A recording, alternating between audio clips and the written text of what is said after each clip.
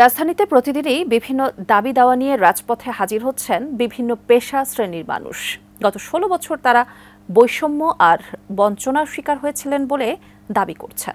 বিস্তারিত রবিউল ইসলাম রবির রিপোর্টে। ছাত্র জনতার আন্দোলনে ৫ আগস্ট সরকার পতনের পর সারা দেশে সংখ্যালঘু সম্প্রদায়ের বাড়িঘর, ব্যবসা প্রতিষ্ঠানে হামলা ও ভাঙচুরের প্রতিবাদে সংবাদ সম্মেলন করেছে জাতীয় হিন্দু মহাজোট। দুষ্কৃতকারীদের গ্রেপ্তার করে আইনের আওতায় আনা ও ক্ষতিপূরণ দেওয়ার দাবি করছেন তারা। প্রশাসন যেন কঠোর হস্তে গ্রামগুলোতে নিরাপত্তার ব্যবস্থা করে এবং যারা দুষ্কৃতিকারী এ পর্যন্ত হয়েছে এদেরকে কোনো ছাড় না দিয়ে অবিলম্বে যাতে মাইনরিটি সম্প্রদায় তারা যেন মানসিকভাবে সুস্থতা পায়, তারা যেন সাহস পায়, সেইটা করতে গেলে যারা যারা যে ঘটনাগুলো ঘটেছে অল্প দিনের মধ্যে একবার সংক্ষিপ্ত সময়ের মধ্যে এটা করতে হবে।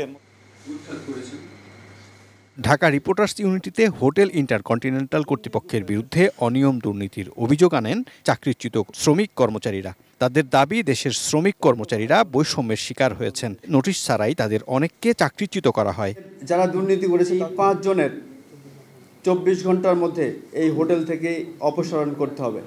আর যদি অপসারণ না হয়, আমরা সেনাবাহিনীর সহযোগিতা চাই, আমরা ছাত্র সমাজের সহযোগিতা চাই। ২৪ ঘন্টার পরে এই হোটেল ঘেরাও হবে এবং আমরা যতক্ষণ পর্যন্ত এই দাবি না মানা হবে ততক্ষণ পর্যন্ত আমরা এই হোটেলে অবস্থান করব। কালার এক্সপার্ট, জর্জ স্যাপ এবং মাইল্ড অন হ্যান্ডস টেকনোলজি সমৃদ্ধ অরিক্স ক্রিস্টাল ওয়াশ আপনার লন্ড্রি এক্সপার্ট। এছাড়া জাতীয় প্রেস ক্লাবের সামনে বিভিন্ন শিক্ষা প্রতিষ্ঠান জাতীয়করণের দাবিতে অবস্থান কর্মসূচি করছেন শিক্ষকরা। তাদের দাবি, গত ১৭ বছরে তারাও হয়েছেন নানা বৈষম্যের শিকার। মাদ্রাসা বোর্ড কর্তৃক প্রাপ্ত বৈষম্যের শিকার সকল ইবতেদায়ী মাদ্রাসা প্রাইমারি ন্যায় জাতীয়করণ।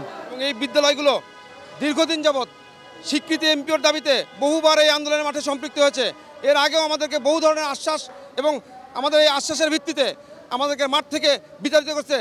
এছাড়া জাতীয় প্রেস ক্লাবের সামনে সাভারের রানা প্লাজায় নিহত শ্রমিকদের ক্ষতিপূরণ দাবি করেন পোশাক শ্রমিকরা।